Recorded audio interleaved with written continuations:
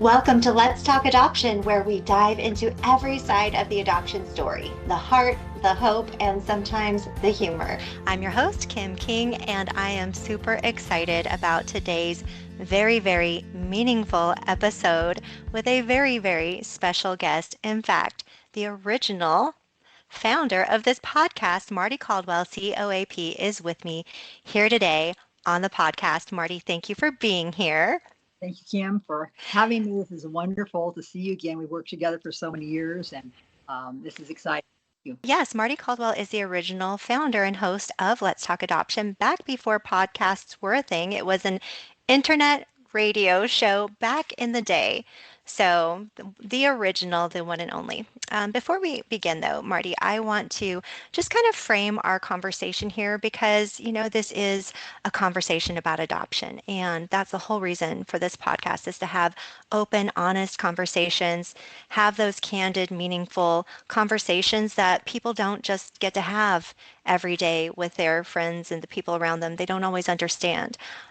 Sometimes they can feel really lonely and isolated in this, especially when they are first encountering infertility challenges. And I got some statistics here. This is a reality that many of our listeners and yourself, personally, because you're in this statistic, about 10 to 12% of couples in the United States experience infertility or fertility challenges. And one estimate that is often referenced is that there are about 6.7 million couples currently facing fertility issues. So if that number includes you, please know this. You are definitely not alone, and today's conversation is for you. And I'm honored to welcome Mardie Caldwell, C.O.A.P, as my guest today. She is the founder and CEO of Lifetime Adoption, a Christian-based organization that has grown from small, tiny little beginnings that we're going to talk about and is now a licensed child placing agency completing adoptions in every state across the U.S. She's an adoption educator, speaker, and the author of several adoption books, several including Called to Adoption, A Christian's Guide to Answering the Call, which has been so popular and has encouraged and guided countless families as they discern whether, adoption is part of their story. And Mardie is also a nationally recognized voice in adoption with more than 200 media appearances, including The Today Show, The Ricky Lake Show, The Dr. Laura Show, Larry King Live, CNN, Fox, NBC, CBS, PBS, and all the alphabets, as well as, smaller local media outlets too through the years. And through decades of advocacy, education, and hands-on work, she has helped shape modern adoption practices with a foundation rooted in Christian values, compassion, and respect for every life involved. And that's one of the things that I've witnessed over the years and that I love is seeing your heart also, Mardie, for the expectant parents, the placing parents, including the birth mom's mom who's going through this too. You Right, never forget the people that are also involved, that right. it's not just a focus on adopted parents for you. Yes, it is. It's a matter of the heart, and so I have found over the years phone calls from the mothers of women that are pregnant, or boyfriends, or dear friends that are trying to help. And I had early on. I had a heart for these women too. I mean, I'm oldest of five children, so I've always been a natural caretaker, and I always wanted children. And my heart went out to these birth moms because it was very difficult. I couldn't imagine, and so they have to go through a lot of decision making on what they really want for their child. And they really have to remove themselves from the present type thing and say, what do I want for my child for the future? And that takes a special woman to be able to do that. Not all women can actually make that decision. And, they have to make it on their own. No one can coerce them or convince them otherwise. And that was always something we did. We wanted to be able to give them the facts, let them walk through the steps that they need to walk through. And if they need to speak to a counselor, and share that whole journey and speak to other women that have gone through the same thing and chosen to place their child for adoption. And I met with a lot of birth moms years later. As I've been doing this now, it'll be 40 years coming up this next year in adoption. So I have tracked a lot of the birth mothers and kept in touch with them in their lives. And actually, one birth father came back and adopted through Lifetime, which has been wonderful. You do find out a lot, but you always have that tender part in your heart, I think, for them, for where they come from. That's just part of the whole thing. I think at the very beginning, I've lost 7 pregnancies. So that was very difficult. And you didn't always talk about that because it was a painful type thing. I would go to baby showers and I would be happy and smile with my friends and then go in the bathroom and cry because I wanted that also, but I was happy for them. And so I think during that whole time, a lot of people, these are evergreen feelings that we have, whether it was 40 years ago, 20 years ago, or today, you know. And a lot of people are waiting to parent later in life. And so they're finding they have more infertility problems. And we're seeing more male infertility than ever before. There's a real dilemma with that. And I think a lot of it's environmental. So we're seeing this issue coming up with people. And the heartbreak is still the same on what they do. But I think there are a lot of options today that we didn't have years ago. We have open adoption, which gives a huge arena to people that we didn't have when I started, many years ago. And I was turned down when I was trying to adopt with my husband. At the time, we were told we were too old. I had just turned 30 and he had turned 39. And we were told we were too old for a newborn and we have to look at it. And at the time, I was overweight and I was told I was too chubby to adopt and that I needed to lose weight and I couldn't really adopt. And that was really painful. So you're dealing with a lot of these emotions and a lot of judgment. And I think a lot of that has gone away now. And this is one reason we have lifetime adoption because I wanted to bring something different to the world, to families that want to adopt, and for birth mothers to have an open adoption, and for children that would not have a question on why I was placed in an adoptive home. So they would have that peace too, because there's nothing worse than walking around every day in the mall or wherever you may be, wondering, is that my birth parents and why? Is there something wrong with me? And I wanted to spell as much as possible, get that off the table and share with them that the decisions most of our birth moms make is they really care and they want something better for their child. And they can choose the adopted parents they want and the type of lifestyle and the background. And so we that's what we do at Lifetime is we look for families that will be open to open adoption and not closed adoption because that the secrets there are just not good for adoption. And we have children that were, yes, conceived in rape and terrible situations, but eventually children will find out some of these things and it can be posed in such a way that is not a negative type thing. But again, children are very smart, especially today, and they can Google, they can get online, they can go on 23andMe, and they can find out things about their biological family. So let's start out being honest at the very beginning. Yeah. I love that because, Marty, as you were talking, I was thinking, man, you started pioneering open adoption back in the 80s, Mhm. 40 years ago. Your heart naturally lent itself to that. And through your work, you saw more and more the importance of allowing a birth mom to know how her child is doing, Right. allowing a child to know who her birth mom is and know her story, his or her, right? Right. Yeah. And this was way before the studies showed anything. There were no studies back then. I went to the library. We did not have the internet. I would go to the library almost every day. I look at books; they're so outdated.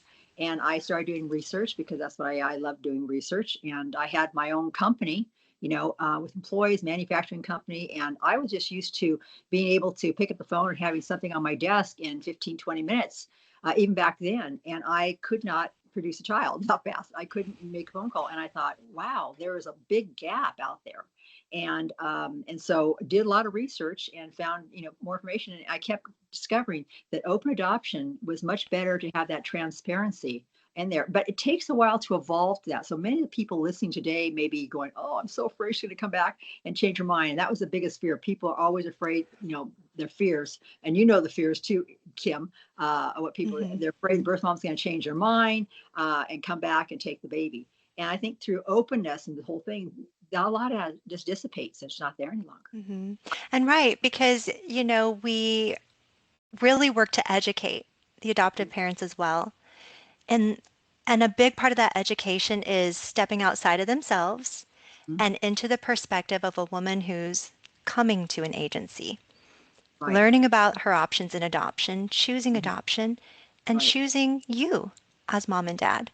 Right. So, that being the cornerstone and foundation of your adoption and how you all met, you were chosen by her, you were Mhm. invited by her into your adoption plan Right. changes everything. And of course there are logistics and boundaries, and we have to have positive adoption language, and parents Right. need to understand that sharing the child's adoption story from birth is the best practice, and don't spring it on them later in life, It you is know. very true. And I, at the very beginning when I came in, just so that everyone knows, I wanted basically to have a baby dropped off at my doorstep. Someone ring the doorbell, and I go out there and I swoop up the baby in the basket and say, "Oh, you're mine," and swirl around, and we start our life together.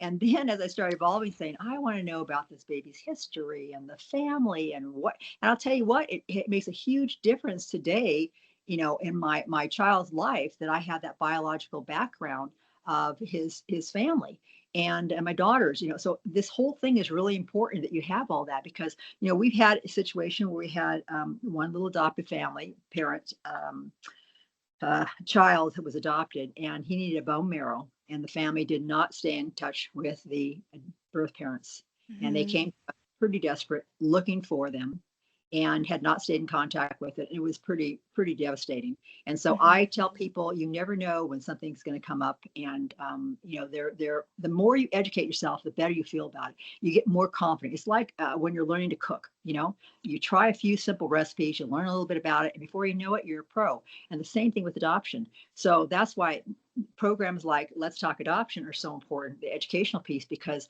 people plan more for their vacations or their weddings than they do their adoption, which is a Mhm. lifetime adoption. This is a lifetime commitment. And so I'm always surprised to find out how people come in and they haven't done the research. And that's one reason I've written all the books on adoption also, is to educate people. And for me as a researcher too, I just want to find as much as I possibly can, the good, the bad, and the ugly, and positive, and hear stories. And that was really important. I think it is for most people too. You'll save money, time, and stress when you spend time getting to know about adoption and learning. So I applaud the people listening to the podcast today, because they're educating themselves. They'll be heads and shoulders above anybody else because they'll have more knowledge. Yes. Absolutely. And kudos to you and brownie points to you for listening and tuning in and seeking out the information to help you make informed decisions for your future as a mom and dad and your future in adoption. I'm sure if you're listening to a podcast like Let's Talk Adoption, adoption is somewhere in your heart or somewhere on the horizon for you. And Mardie, I want to ask you, I haven't ever asked you this, but like, what was the first moment or what was the first step that you think you took in adoption? What was that first step? Was it an info Uh, meeting? Was it a book? Was it I think a what happened was, prayer? read the book, I think a prayer too, and I put a fleece out. A lot of people believe in fleeces, some people don't. And so I put a fleece out when I was first starting, which means I finally got myself together, and it was hard. And I went to a baby store and I bought a little layette, baby layette, and I brought it home and I emptied out in the computer, because the computer room at that time, we had old computers, we didn't have the internet, and so I had room in there. And so I took the first drawer and I put that in there, and I said a prayer. I closed the drawer and I said, "Okay, God, it's up to you now. I've done my little part. I want a baby. I know I'd make a great mother, and I want this. So you have that right child for me out there. Guide us to it." And it wasn't very long after that before we got the phone call on my birthday. And so, it was a really amazing how these things come to be. But faith is extremely important, and faith together. And, infertility can really harm a relationship. It can be really hard if you don't have good communication. And it's a time also to speak to counselors. Back then, we didn't have counselors that were familiar with infertility at all, even with adoption. So today, there's much more. But again, a lot you can learn so much online about this, but you've got to make sure you're going to the right channels to find that information. But I think doing that and then just setting forward every single day. And I started doing informational meetings, support group meetings for other people, because as I be doing research, people would call me and say, "Hey, I heard that you're doing this. Can we get together?" And I had so many people calling me. And my husband was getting phone calls. We said, "Well, why don't you just come over to our house on Thursday night and we'll get together with a few other people." Well, that night, Thursday night, we had people up our staircase. We had a condo, a townhouse, up the staircase, in the kitchen, in the living room. I opened the doors for ventilation. I went, "Oh my gosh, there's a need here." And so we had gone to a church and they had said, you can have meetings here. So we started having support group meetings. And I think there's going to be some photographs of those coming up, of those very early informational meetings and support group meetings we had from families way back 40 years ago. And so that was kind of fun. And then from there, just moving into learning it. So I did have one lady that wanted to adopt also. And uh, we would team up together and we do our profiles, and we even went downtown Sacramento and we'd hand out our flyers, you know, and we try to get them to the doctor's offices and things. That's what we used to do. Now they don't do that today anymore. You just, if you Mhm. take things in doctor's offices as an individual, they're thrown away because of liability. But we work with doctor's offices also, and so doing a lot of work ourselves, and that was really important, letting everyone we could possibly know, our hairdresser and the people at the bank. And before you know it, people started making phone calls, and we heard things. Mhm. Today we have the internet. We didn't have that back then, and that has made a huge difference. But there's also a lot of scams, and even during my days there were scams. And I remember, birth mom choosing us, and then I met her, and she wanted all this money, and it was really devastating to see her there with her. She was pregnant and with her belly, and thinking, I really want this baby, but I can't buy a baby, and I can't give you this money. And I didn't know she was scamming other people, and then find out later on that she was. Mhm. And we didn't have, even back then, cell phones. We had pagers, so it was really interesting. So going back to my old journals and things like that, and what I wrote, it was painful at times thinking that you're going to be a parent. And I remember one time we got a phone call about a baby, and uh, the woman had called us and told us about this. And so we called back, and the day we were supposed to get the baby, we said, "Okay, we're ready to go." And she goes, "Oh, another couple came in a motorhome, and she really fell in love with them, so they're going to adopt the baby instead." And I was just Mm. devastated. And I think after having so many pregnancy losses, another loss on top of it was just adding more insult to injury, and it makes it really difficult. So when I finally did get the phone call, for our son, and we had a tough adoption, and I think God put us through it to really help me understand what it was like to lose a child, to go through that, to have a birth mom change her mind so I could help my families. So when I used to work one-on-one with the families, I was really firm. I'm going to say, I'm going to share with my knowledge with you. And if you don't want to go through this and you don't have this pain, listen to what I did and follow my instructions. And I had Mhm. so many families back then there would say, I heard your little message in my mind, your voice telling me to do this and not do this. And it will save them a lot of grief. But if you don't have that information, it's like getting into a race car and not knowing how to put the seatbelts on, harness your head and stuff like that, and you're taking off, you're going to get injured. So Mhm. you got to learn what you're doing when you get into adoption. And anybody else that tells you less than that is not being honest with you. And a lot of it doesn't cost you anything to educate yourself. So when I got into the adoption situation, a birth mom changed her mind, we had gone through a lot of stop and go, and finally finalized our adoption 18 months later. But it cost us thousands and thousands of dollars and almost sent us into bankruptcy. And it was very, very difficult. And it's a very interesting story, but I learned a lot of what to do and not to do, and honored my birth mother all the way through it, and dedicated one of my books to her because I still love her. She loved her child, and she was conflicted on what to do because she had people at church saying one thing and she wanted something better. So, I'm still in touch with her today. And so what happens is we share this child together, and I'm not Mhm. threatened. And my son's very comfortable with me as his mother and has said that many times. And we always, I mean, from the day we got them, his little cheek and said, "We're so happy we could adopt you." And so that word adoption was always there. And there's some great books on adoption also for children too. So again, don't wait until they're much older. I've worked with families that have waited much longer, and then we've had to go through the whole introduction of adoption. And a lot of times the kids feel very betrayed and they're very upset with their adoptive parents for not sharing anything with them. And I think staying in contact with adoptive parents is crucial, of honoring that just part of things, that if God's brought this child into your life, that you need to honor that part of it, that this woman went through the sacrifice, and be able to send her letters and photographs. And if you learn a lot about this and you feel good with yourself, you will not feel threatened. I mean, I have been all the way over on the left side and all the way over on the right side, and I've learned in between. And I'll just tell you, education is the key.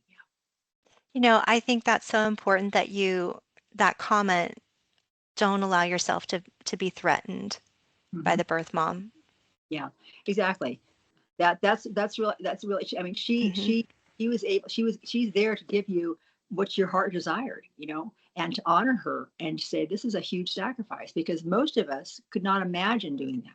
I mean, if Hmm. I were dying, and had to choose adoption for my child, a family on that too, what would that be like? And I know people that has happened. We have had birth moms that have had AIDS that had said, I have to find a family for my child. Or Help me. Yes, exactly. cancer, house Yeah. burned down, all kinds of Yeah, things. yeah. Yeah. We've got a birth father right now that is, he's got illness and he is trying desperately. He adopted and trying to find a family for his daughter. A single dad, and he's trying to find. And it's really hard. So, Hmm. realize, I think if you can put yourself in the shoes of somebody else, also it Hmm. helps.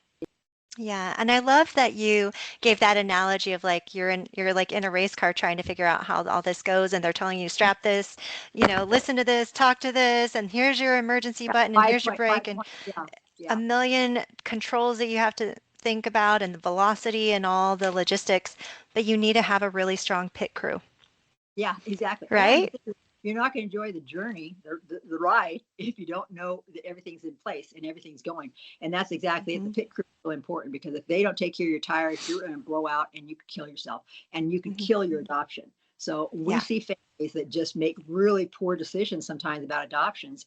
And, maybe it's God's thing, because it'll go on to the next family and they'll have this beautiful adoption. And so we have seen people pass up wonderful situations with birth bonds because of fear and not having enough knowledge. They were afraid, okay, I'm supposed to get in this car right now and take this ride. I don't know what to do. And shame on them, because they didn't take care of the education ahead of time. And that could have been their child. And so, Hmm. as an adoptive professional, to see that, because you want your families, when they come to you, to take the guidance that's what they're paying you for, take the guidance and learn and go from there, so that when they're ready, just like drivers and pit crew, you're ready to go. You're all on the same page. And I think it's very important. Yeah, And if you ever watch races on TV or in person, you see the pit crew, and the moment the car pulls in, everyone knows their part. exactly. Yeah, Five guys or however many people there are, they all run out there with the right equipment, the right experience, and the right knowledge, and they know their part and they operate like a well-oiled machine and exactly. get that car back on the track. And Exactly. And that's how yeah, your adoption should feel with your partners in adoption, your home study provider, your agency, any counselors you're using, yeah. your profile creation Oh coach my or gosh. Huge. Yeah. coordinator that's helping you with profile creation, the attorney or attorneys, or an agency in the birth mother state. The whole crew needs to be like a well oiled machine, and that they're not looking to you to figure out how this goes, but they know their part, Yeah. and all you have to do is follow the steps. And that's something, the step by step guidance, Mardie, that you have created with your agency, Lifetime Adoption, that it's like a recipe Right. It's that a recipe families that can we've follow. had. It's worked, and we course correct all the time. If we find something else is going on and laws change and things happen, we need to do this to help this family and help this birth mom. And that's the nice thing, is because, as we answer the phone 24 hours a day, 7 days a week, which is very rare in this world when you can't reach a real live person. And we do that because we do have situations that come year round.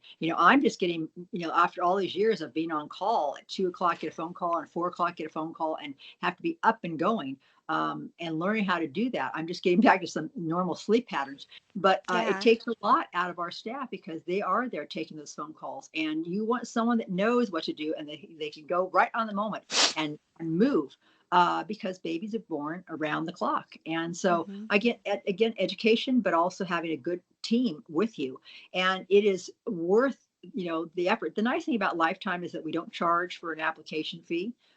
We want to make sure that our families that we're applying, that they have the ingredients that birth moms are looking for, and that we're not going to waste their time either. So we're really kind about that, to go over exactly what they're doing. And that's why it's important. Sometimes they need more education, because they'll say, oh, I just want to close the option. And so they need the education prior to that. And maybe they'll come back later and say, okay, now I'm okay with an open adoption because I've done this. But it takes a while, and you want to have the right team with you, through the whole process. Yeah, makes a big. Yeah. And I see a lot of contrast from what your experience was coming into adoption, trying to get your bearings, No one was giving you an instruction book for adoption. You were No, kind of left to figure it right. out on your own. I was writing it. And Yeah, everything you learned when you started Lifetime, you made sure that all the things that were lacking in your experience were provided for families and for birth moms, like exactly. the 24/7 support and not having to wonder where things stand with your next step. What's your role? That a woman who needs to talk with someone at 2 a.m. because that's the only moment when she has privacy, or she woke up in the middle of the night and she's feeling anxious, that Yeah. there's actually a real person who knows who she is that she can talk to. Right. And that's made a huge difference with Lifetime. And I think the longevity of our company too is because of that. And I just know for me, it was very difficult to have to wait hours and days. Oh, like, today's a holiday. And so it's closed. The banks are closed. You have to wait. When you have a birth and you have matters of the heart like this, you want to get some answers right away. And we may not have them, but I would say when someone would call, I'm working on it right now. So, Hmm. mesh, I'm hearing you and we're working on it and we're going to get that information and then they call back. And so the big thing is the back and forth communication to be sure that we know exactly what you need and to find where the hurt is. And I remember talking to adoptive parents early on, and we get a match for them and say, okay, get in your car and you get your cell phone and I'm going to walk you through what's going to happen next, because now we give them that information to read ahead of time, but walk them through. When you get to the hospital, this is what you do, this is what you don't do, and this is what you expect, and this is who you ask for. And that is just crucial for the success, because it is really scary and people can put their foot in their mouth. And especially, I hate to say this, husbands, a lot of times if they don't have that knowledge, they can foul up an adoption really, really fast by saying something really stupid. And that's one of the reasons we wrote our little medical book for doctors and medical people, because they were saying they were using terminology that was really negative and very offensive Hmm. to women that were choosing adoption. And so that has been very helpful. And that we're updating that particular book now. It'll be coming out again in a new edition. But all Yes. education, yeah, all of it is education. And our birth mom book we have now too is thinking about adoption. There's over 50,000 in print. That has been very popular. People buy that in bulk and give it out to women. And we work with a lot of professionals that use that particular book for birth moms. It really talks to the birth mom, and the woman can choosing adoption, about adoption, so that she can make the decision that's best for her. Yeah. Hmm. Yes, and one of those I think that you're revising is it for the hospital social worker. I believe it Right. was the first of its kind. Social Yes, it was. workers never had an adoption handbook. And so here she is, she's a social worker at a hospital juggling a million scenarios. It's not just babies at the hospital, right?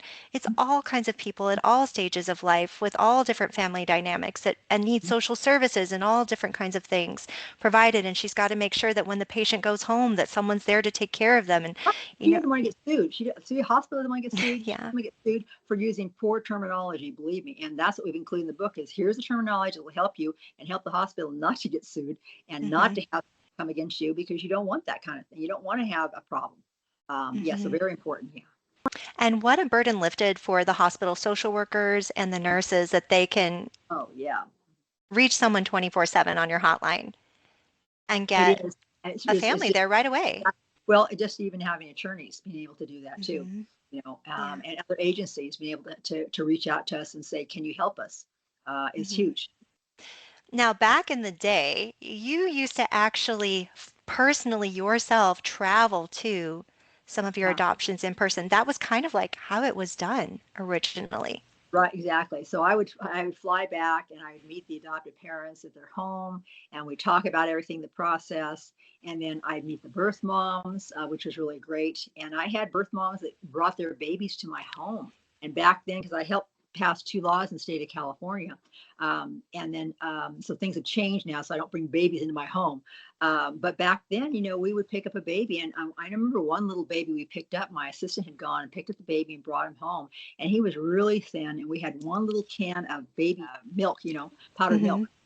And he still had a strap on his little ankle, and with his car seat. And when I got him there, I thought, and he started shaking. I thought, oh my gosh, I think he's drug exposed. The family doesn't know this, and he was hungry. So I fed him and fed him and fed him. So I photographed when he got here, and the next morning he had plumped up. He was so full. I took a pediatrician. I had a pediatrician I used to take all the babies to, and she goes, Marty, he was in starvation mode. You saved his life.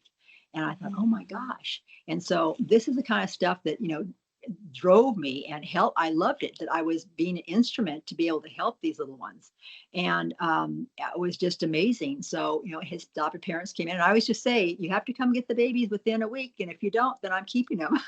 you know, but it was super. And I've just seen the one I was telling my friend the other day about, a little boy. He was 2.5, a little Hispanic boy. And my son was tiny, and he was bouncing him on his lap like this. He says, Mommy, why can't you find a family for this little boy?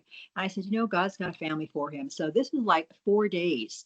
And so we couldn't, and so I just knew that God had plans. So all of a sudden, a family from the Bay Area, they had adopted from Guatemala, husband and wife, and they came to my home. I had him there, and they were interested in adopting him. So they stood there, and the little boy was there. And so I placed him up, and the husband was a huge drink of water. I'm only 5'2". So I placed the baby like this. The little boy reached up for the man. He looked in his eyes like this, Kim, and he went, and laid his head on his shoulders like, I found you. I found you. And it was the most touching moment. I wish I had a picture of it. And they adopted him, and it was like so wonderful. But that's when you know that God has a hand in these. And a lot of times when we get frustrated with the timing and go, Christmas is coming, I want a baby. And we're so used to supersizing everything, to realize that just to wait, and God will have that special child for you. It's right around the corner. And put it out there and say, speaking to God and just saying, I am really frustrated. I'm, right now I'm having a really hard time with this because holidays are coming and I really want a baby. Help me with these feelings, direct me to where I'm supposed to go, and then be obedient and walk in that direction too. And I think that's what I see with the families. And we have families that are more patient, and we have other families that aren't so patient. And so what we do try to do is, when you first come in, realize that you have to go ahead and be patient in this whole process, because a lot of times it's out of our hands and God's hands. And I see Mhm. it over and over again. So, how would you describe yourself on the patience scale as an adoptive mom?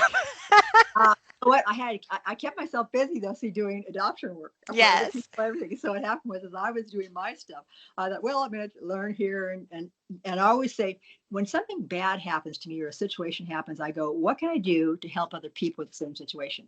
Mhm. So, I've had a traumatic brain injury. So what can I do to help? So I'm writing a book about that.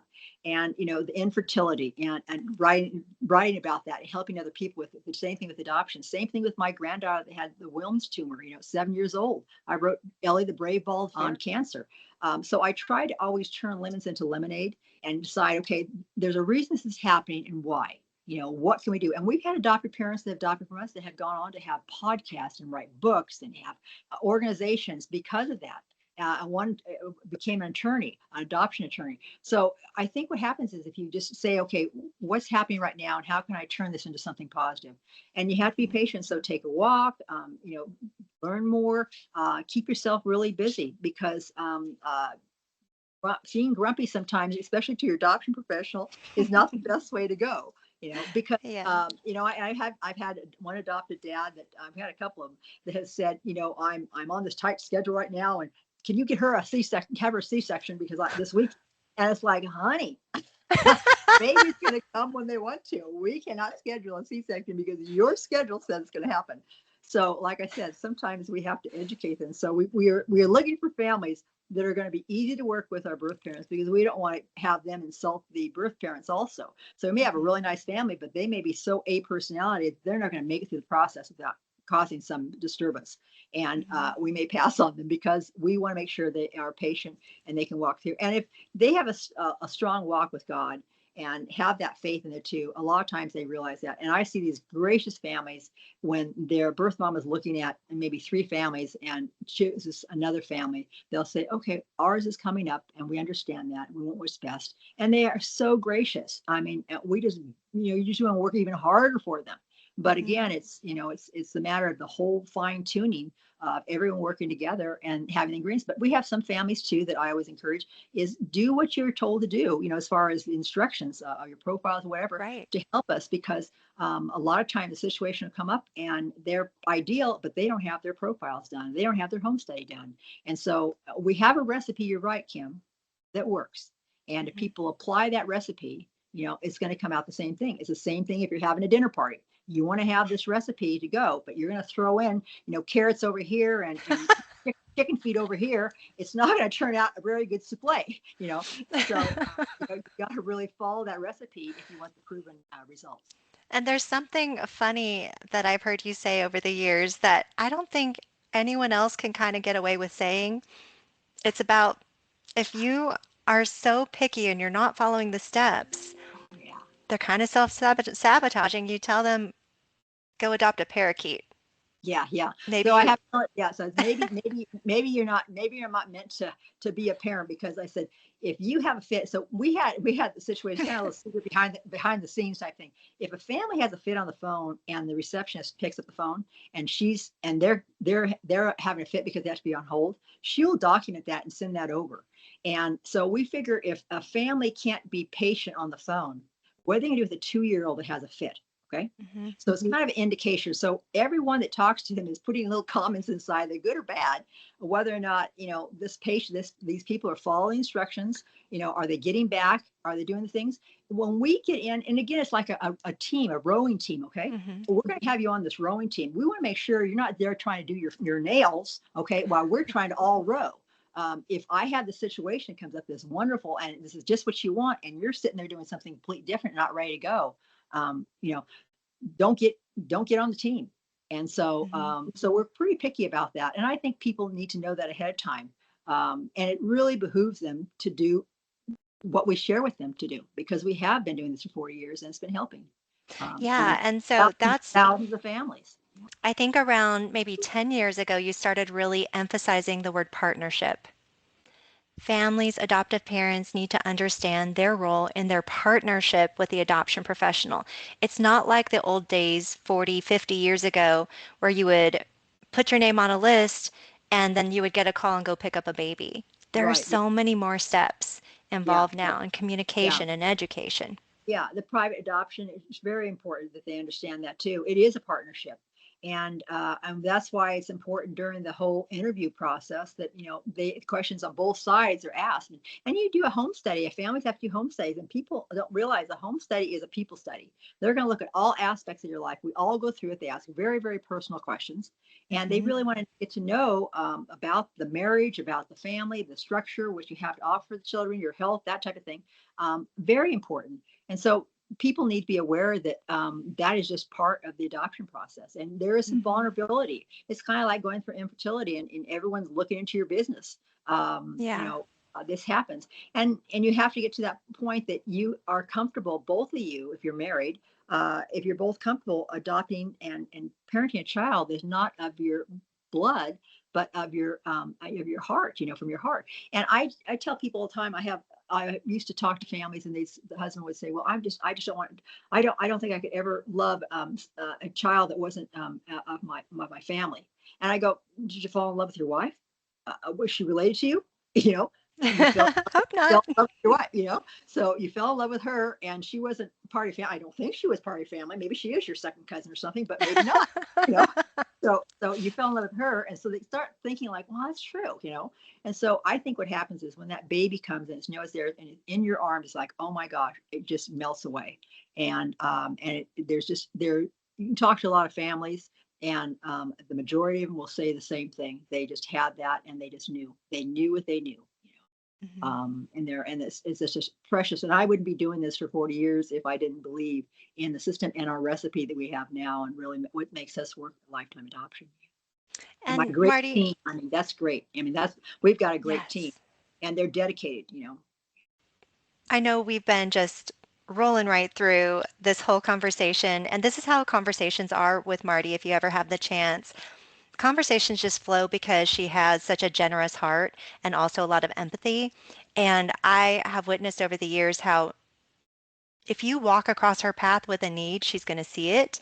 And either she's going to help you get that need met, or she's going to have like a crew of people on it behind the scenes. And before you know it, you're going to be better off than you were before you crossed her path. So that is something that I think people need to know about Mardie and where her And my heart team, is.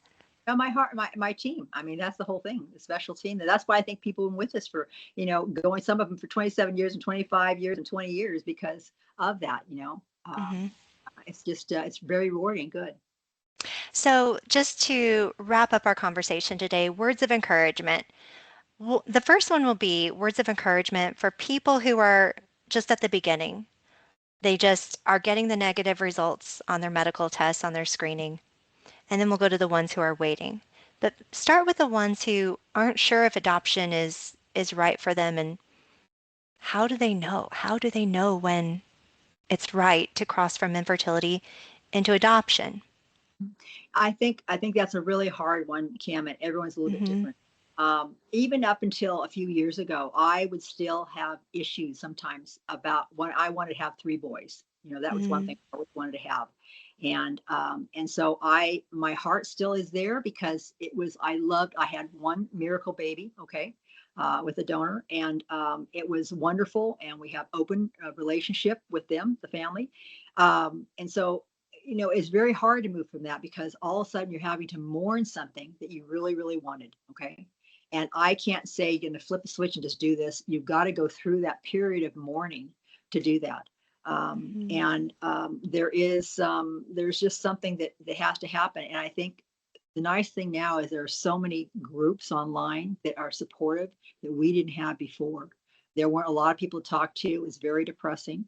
Mother's Day was extremely depressing and hard for me at Mother's Day to go to church and to sit there and have everyone say all the mothers stand up. And I wanted to be, and Mm-hmm. go and work in the nursery and things like that, and people would effortlessly get pregnant and I couldn't. And so it was really hard, and both my children came in a very, very difficult and long process that was a lot of people would have given up a long time ago. And so tenacious, maybe, determined.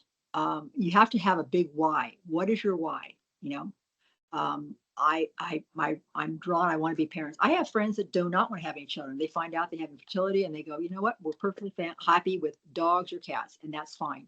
And other people that say, I really still want family. And some will go on to adopt. They thought a newborn, but adopt a sibling group or a child's a little bit older. So I think it has to be something you have to work through. And I encourage journaling because that's what I do a lot of, and write down your feelings and share and enjoy that time now, though, also if you're married with your spouse, because it'll completely turn upside down once you have a child in a really wonderful way, though. Mm-hmm. You have to decide that you can move into that next phase of going from infertility. And infertility can be very, very expensive, way more expensive than adoption if there's Mm-hmm. failures. And I've seen this also. You have to kind of weigh the whole thing and kind of lay it out. And I'm a visual person, so I had like dream boards up what I wanted, and then I had the cost and the probability of this success and what I want to do, and then you pray about it. Go from there. So does that kind of answer Mm-hmm. your question? Yeah, I love that because, part of what you shared was some contrast between your vision and the reality, how God answered your prayer.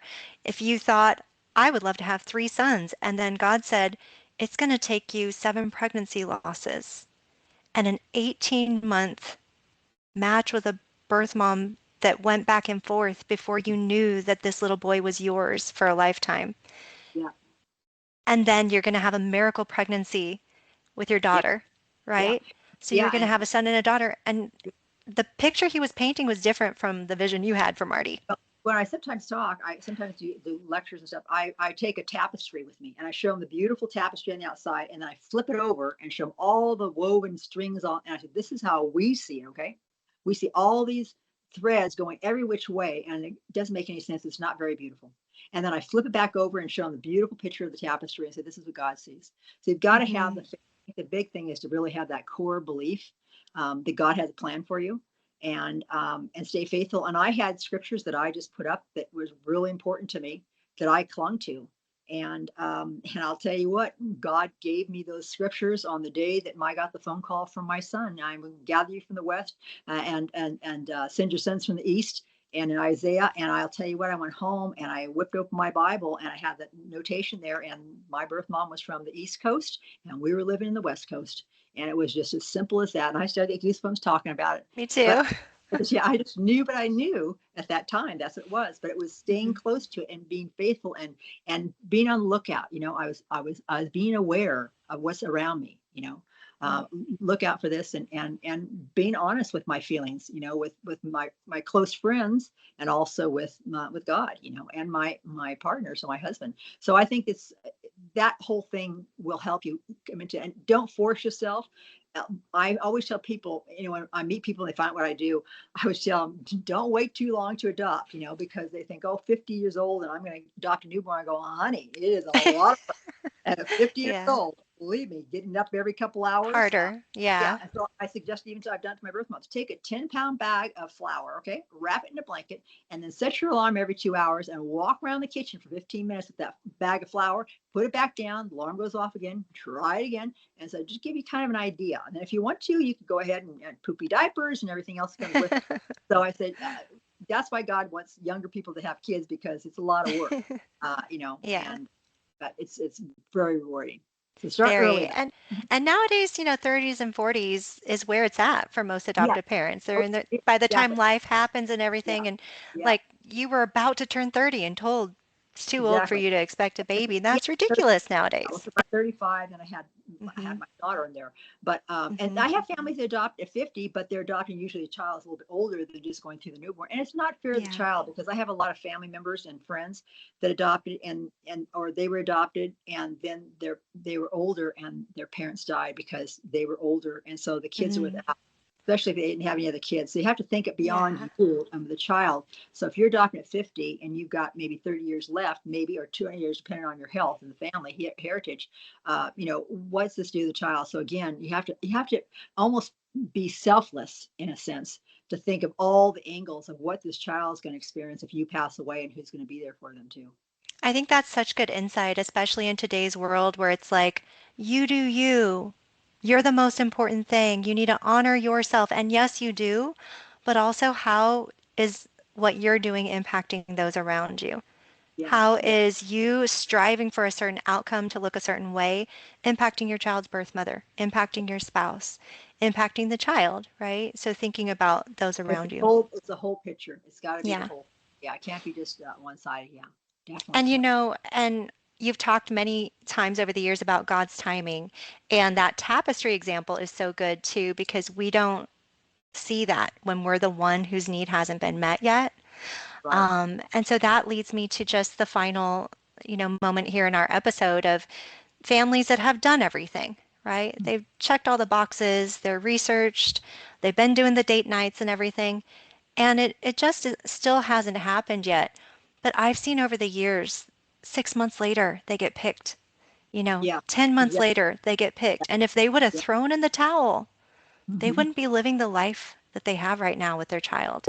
And I see that happen too. And I believe me, Hmm. I back then, we had the thermometers and taking your temperature every morning and all this stuff. And it was a lot of work for years and years. And I remember taking my thermometer and throwing it in the fireplace, because like I don't want to. So I mean, I've been there where you just get fed up, and Hmm. but there's a reason that we go through that too. Hmm. And in the end, the result is wonderful. I mean, and the babies and children, and I just see this over and over with the families that we stay in contact with. It's just great. I love it. Hmm. I think the journey to adoption is doing the research, and find that again. You do research on other areas, do it in adoption, and the pros and the cons, and the Hmm. and there's some great benefits out there, tax credits that I didn't have when we were adopting at all, that Yeah. are up now. So, Hmm. and there are more women that are looking at adoption. I think more than ever before. They are offering, there's so many services for them also. So, but Lifetime And has set up a system in here that I believe has helped so many people, and it's just proven for all these years. I mean, there's not a lot of organizations that say they've been around for 40 years, doing this. And I've seen, I mean, remember we were one of the first, maybe 40 at the most, adoption professionals online. And when we started the website, and for that very first time, that was awesome. I'll tell you, just doing that, and all the programs that were not even there that we were able to open up. So it's really changed now. hmm and so I think the takeaway today for families is, first and foremost, rest in your faith. But without works, that's not going to get you very far. So Right, do the research, right? Build right. your adoption plan. with the right pit crew, the right rowing team around you, Right, and then exactly. stay the course. Yep. It's like anything else. You would not build a house without a good contractor. Okay. Hmm. You would not build a house on sifting sand, and you would not build a house with salt water from the ocean. Okay. Everything has got to work to well to get that whole foundation in there, so you have a good solid home and you feel confident along the way. Because if you skimp in some areas, okay, and then something falls apart, everything can tumble and you could lose everything. So you do not want to have a doctor professional that doesn't have the seasoning, doesn't have the experience. I'd rather go to a doctor that has been doing surgery for many, many years than a brand new Hmm. doctor that hasn't done a whole lot. As long as he's got a good team, he's got a good reputation, that type of thing. So, and then we give referrals out to people that can talk to other doctor parents that have worked for us and have worked with our program. And I just think, again, the educational part, but it's like anything else. You got to have that really great foundation and then move forward. You know, yeah. Hmm. Thank you, Well, Kim. thank you. Thank you, Marty, and for always being so generous with your time and your energy and the calling that God has on your life that has built this legacy that has touched so many lives.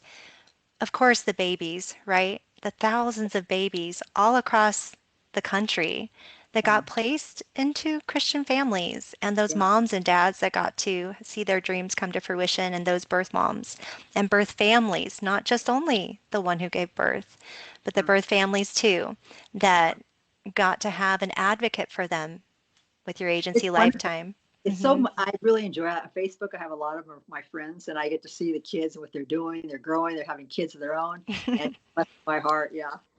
Yes. So, well, again, thank you, listeners, for joining us for today's podcast on Let's Talk Adoption. Be sure to subscribe. And thank you again, Marty, for being with us. Hey, if you have an idea for a future episode, a guest, if you have feedback or any questions at all, you can write to us at letstalkadoption.com. You can listen to these podcasts wherever you find your podcasts, and we also post the video on YouTube. We'll see you next time.